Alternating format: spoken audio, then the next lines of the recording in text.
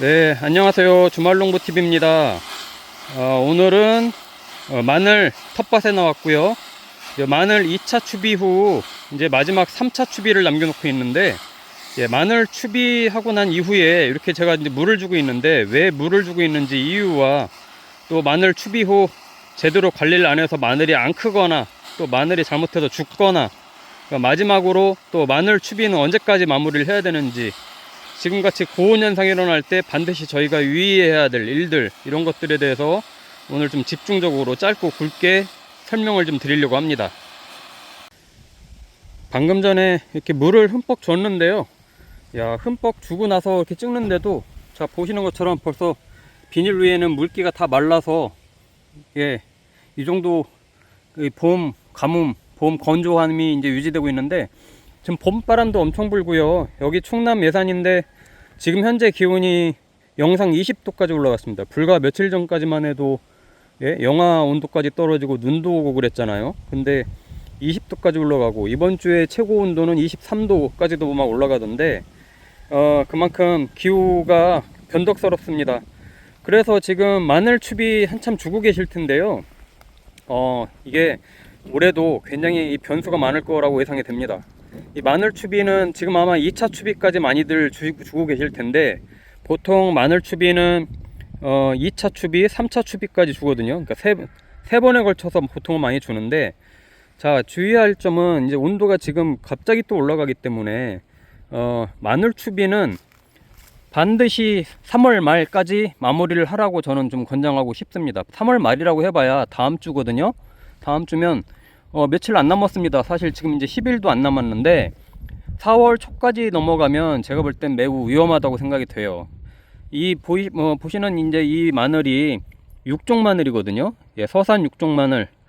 말 그대로 이제 한지역 마늘인데, 난지역 마늘은 제가 이제 도저히 못 심고, 왜냐면 병충해가 너무 많이 걸려요. 여기 충남 예산에서 제가 전에 한 5년 전까지만 해도 난지역 마늘을 저도 많이 심었었는데, 병충해가 많이 걸려서, 이 날씨가 기온이 높고 그러니까 나중에 다 죽더라고요. 뿌리 썩음도 굉장히 심하고 병균도 많이 걸리고, 그래서 지금은 한지역 마늘만 이렇게 심고 있는데, 얘네도 기온이 올라갈수록 병충해가 엄청나게 생깁니다.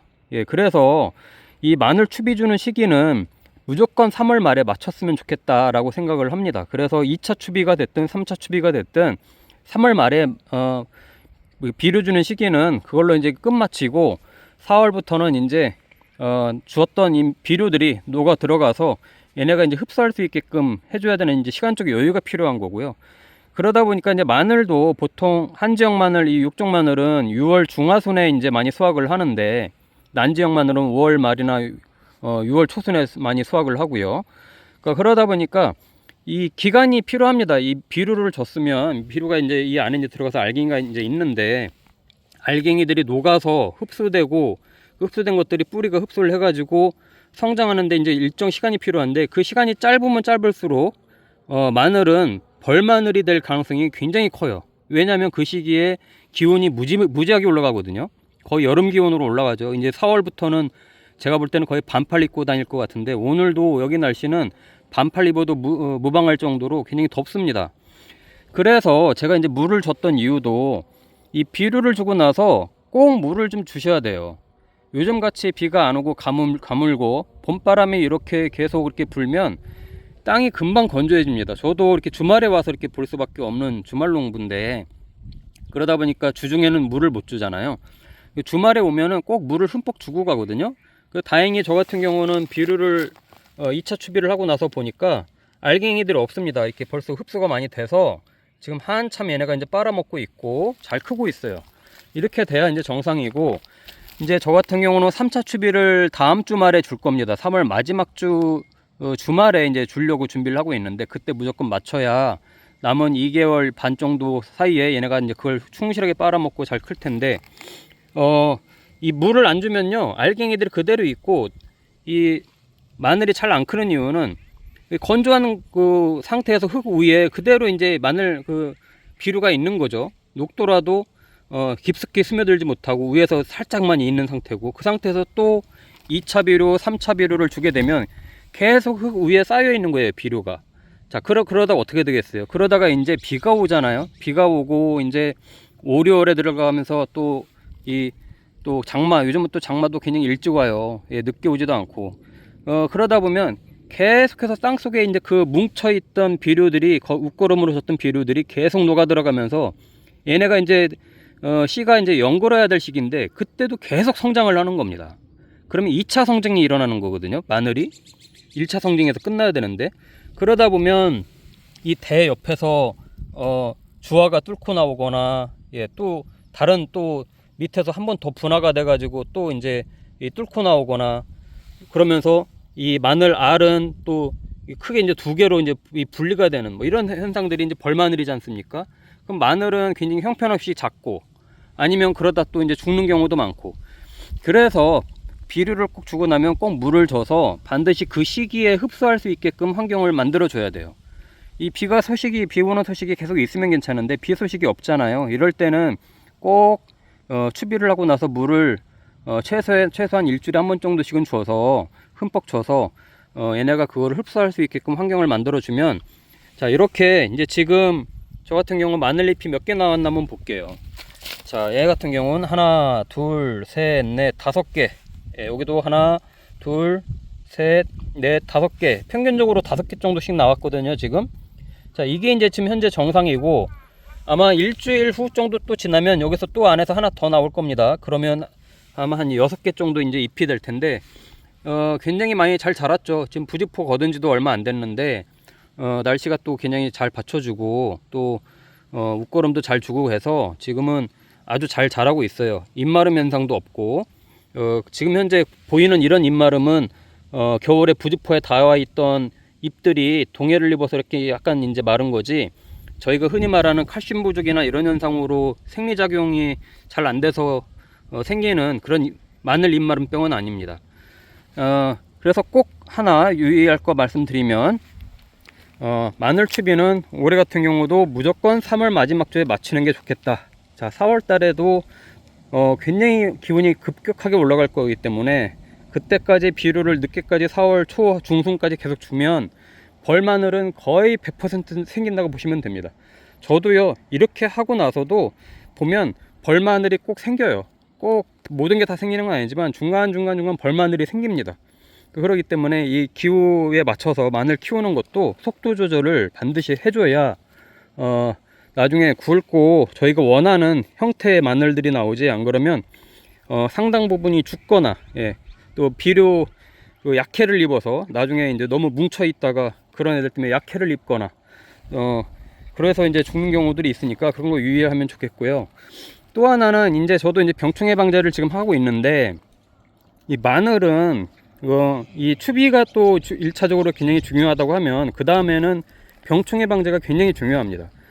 그래서 마늘은 병충 해방제는 지금이 제일 중요해요. 이렇게 이제 떡잎이 5개 정도씩 나왔을 때, 이 정도 나왔을 때, 이 정도 크기, 이랬을 때가 굉장히 이제 이 마늘 키우기는 중요한 시기거든요. 왜냐하면 1차적으로는 이 안에 지금 고자리 파리들이 활동하고 있을 수 있기 때문에 얘네를 토양 살충제가 됐든 살충제를 분사를 하든 해서 죽여야 되고, 그 다음에도 마찬가지로 이제 다양한 해충, 또 이제 살균을 필요한 흑색 뿌리 썩은 병, 균핵병, 이런 것들이 이제 곧 찾아와요. 이 고온 현상이 나타나면 반드시 옵니다.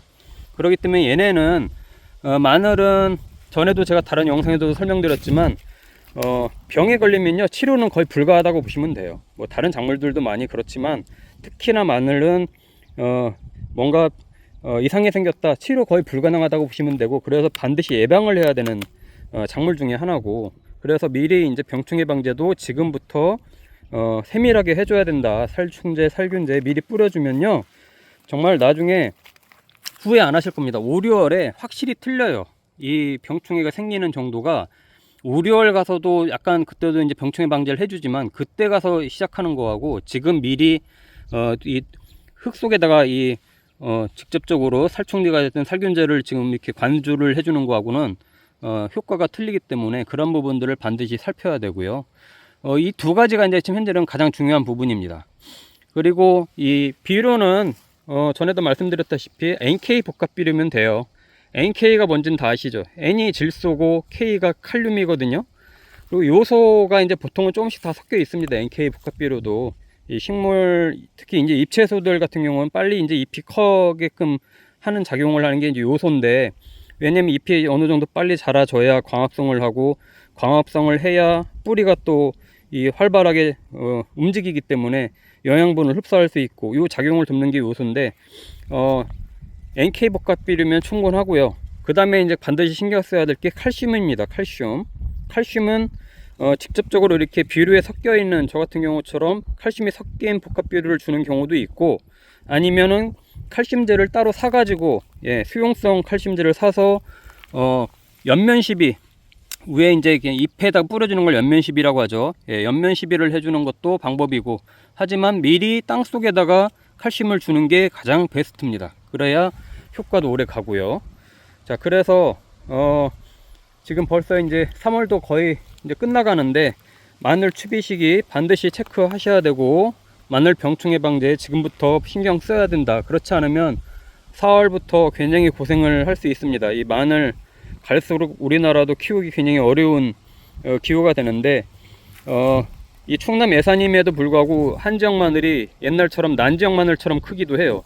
자, 영상 끝내기 전에 잠깐 보여드릴게요. 자, 옆에 제가 이쪽에도 한지역 마늘을, 이거는 11월 달에 심은 애들인데, 자, 옆에 있는 애들이 이게 좀 작아 보이는 거가 10월 말에 심은 애들이고, 이게 한 달 후에 11월 말에 심은 거예요. 똑같이 얘네도 한지역 마늘, 육종 마늘입니다. 약간 종은 달라요. 종은 다른 건데 크기가 난지역 마늘만큼 컸어요.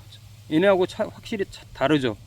이 정도로 기후가 따뜻하니까, 겨울에 따뜻하고 그러니까 겨울에도 성장을 무지하고, 잎은 깨끗하게 잘 자랐지만 어쨌든 크는 속도가 빨리 크기 때문에 그만큼 병충해 방제도 빨리 해줘야 된다. 양파도 그렇고요. 양파도 굉장히 크는 속도가 좀 다릅니다. 뭐 하루가 다르게 그 양파가 커 올라오는 게 대파만큼 크거든요. 신경을 좀 잘 써야 될 것 같아요.